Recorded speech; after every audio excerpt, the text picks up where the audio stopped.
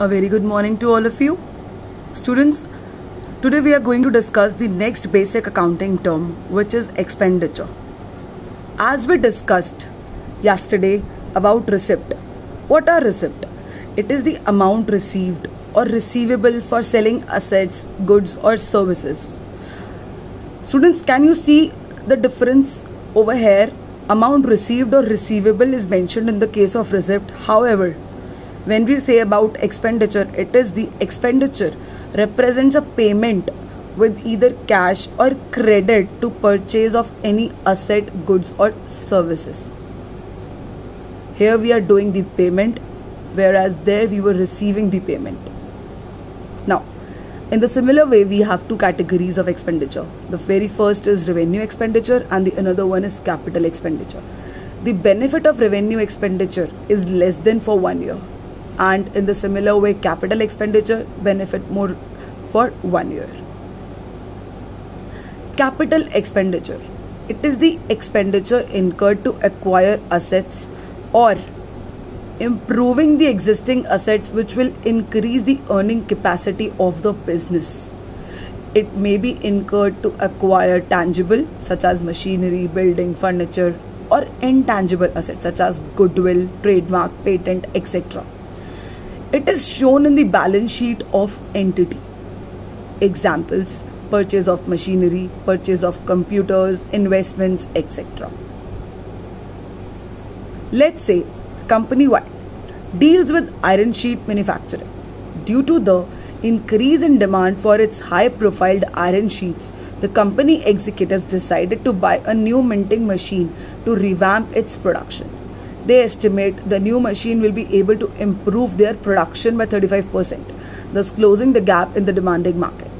Company Y decides to acquire the equipment at the cost of ₹1 crore. The useful life of the machine is expected to be 10 years. Students, as you can see over here, it is evident that the benefit of acquiring the machine will be greater than 1 year. So a capital expenditure is incurred. Over time, the company will depreciate the machine as an expense. What is expense? We will discuss it as well. In the similar way, expenditure incurred to acquire assets or improving the existing assets which will increase the earning capacity of the business and whose benefit is received for more than 1 year. That is why in this example, we can say it is considered as a capital expenditure. Important note. Any expense incurred on purchase of fixed asset, whether that asset is old or new, such as installation is added to the cost of such fixed asset, it is also your capital expenditure. For example, ABS Limited purchased machinery worth ₹2 lakh and ₹10,000 were spent on its installation. In total, that ₹2 lakh 10,000 will be considered as your capital expenditure. In the similar way, if we are purchasing an old machine and repairs done at the time of purchasing that machine by the firm will be again your capital expenditure. I hope this capital expenditure is clear to you all. Let us proceed further. Revenue expenditure. Expenditure incurred, the benefit of which is consumed or exhausted within the accounting period. Examples: salaries given to the employees, rent, electricity expenses, etc. Basically, the expenditure which is of recurring or repetitive in nature, which will repeat after every consecutive month or year, that is considered as your revenue expenditure. Alright. How it is shown? Students, as we discussed, we are having various forms of business organization, such as sole proprietorship or partnership, companies, not-for-profit organization. This revenue expenditure is shown differently or in different books in these various forms of business organization. However, the treatment, that is recording, will always be on the debit side of that particular account. In case of sole proprietorship or partnership, it is recorded in the trading account or profit and loss account. In case of companies, it will be recorded on expenses part of statement of profit and loss. In case of not-for-profit organizations, it is recorded in income and expenditure account. But point is, it will always be recorded on your debit side. Ma'am, what are these? Trading account, profit and loss account, expenses part of statement of profit and loss, income and expenditure account. Beta, these all are your financial statements which we are going to discuss in our accounting. After the purchase of minting machine, the company may decide to hire a new lead engineer together with 7 other technicians to run the new machine. A fundamental role of this team will be keeping the equipment running throughout the production cycle. The hiring of the engineer and technicians is considered as your revenue expenditure. Why? It is not leading to acquiring of any asset. That is why it is considered as your revenue expenditure. Is it clear? To make it further clear to you, I have given these 4 questions which will be even given to you through your ERP. Let us discuss about it. State which is capital or revenue expenditure.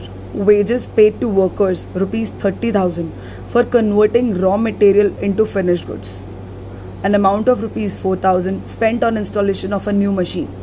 Expenses incurred rupees 50,000 on repairing a building. Rupees 12,000 spent for purchasing a new printer. Now on the basis of the description given to you, you all can very well analyze which one is capital or which is revenue. Clear? You all have to mention this in your assignments. We have one more kind of expenditure that is known as your deferred revenue expenditure.